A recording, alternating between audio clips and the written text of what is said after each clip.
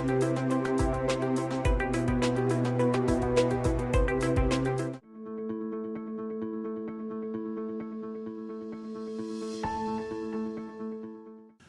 3 in our change process is think.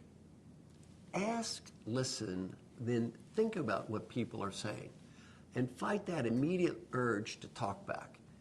A very important point on this is avoid speaking when angry or out of control. Typically, what's the first thing we do when we get feedback? Start babbling. What's the first thing we do when we get angry? Start babbling.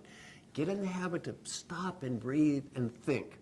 Now, who is the greatest leader I've ever met in my life? I had dinner with her last night. The greatest leader I've ever met in my life is a woman named Frances Hesselbein. Peter Drucker said she's the greatest leader I've ever met. Alan Mulally, CEO of the Year in the United States, now CEO of Ford, the greatest leader I've ever met. A wonderful, wonderful woman. Frances Hesselbein was the National Executive Director of the Girl Scouts of the United States for 14 years. After being the head of the Girl Scouts of the United States, she left to form the Peter Drucker Foundation, now runs the Frances Hesselbein Leadership Institute. An amazing woman.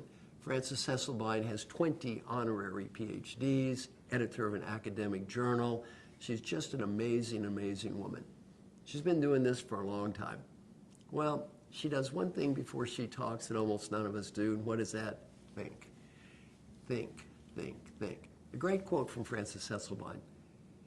Why should I be entrusted to control anything else if I cannot even control myself? Very important, avoid speaking when angry or out of control. Avoid speaking when angry or out of control. Now, let me give you a personal example. Years ago, I was in a monastery with a Vietnamese Buddhist monk, Thich Nhat Hanh, in Plum Village, France. We were encouraged to meditate on a variety of topics. One day the topic was anger.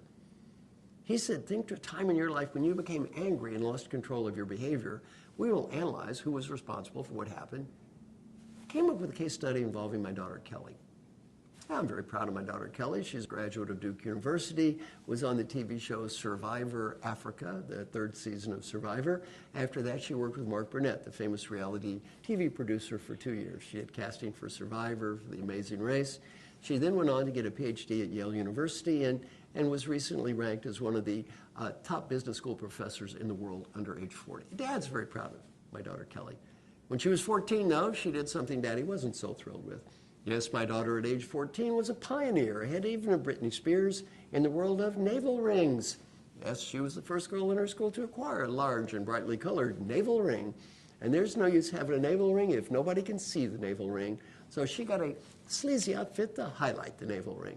Well, Daddy comes home and sees the navel ring and the sleazy outfit. I reacted with something less than wild enthusiasm. Yelling, screaming, ranting, raving. In my little monastery, I meditated upon this event, and I thought, what was I thinking? My first thought, someone walking down the street and saying, what a cheap-looking kid. I wonder who her father is. My second thought, even worse, my own friends. I'm amazed Marshall lets his daughter look this way. Who was I concerned about here, her or me? Where was the deeper issue, her navel ring or my ego?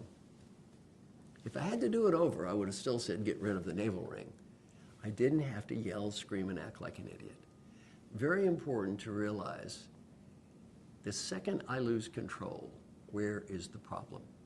As Frances Hesselbein said, the second I lose control, the problem is no longer out there. The problem is in here.